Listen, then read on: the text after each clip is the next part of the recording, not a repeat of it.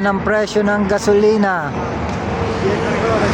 So 2.18 at 2.33 ang presyo ng gasolina. Then tanong natin ng presyo ng tubig. Presyo ng tubig vice presyo ng gasolina. Okay. Ayan, gasolinahan, walang pila. Sa Pilipinas, sobrang haba ng pila dahil nagkakaubusan ng gasolina. Dito, normal lang. Then, pupunta tayo sa supermarket. Tatanong natin kung magkano ang tubig. Okay, pasok tayo.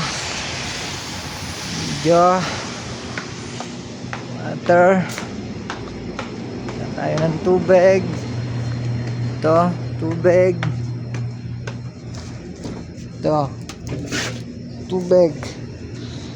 Yan. Okay, kuha natin tubig.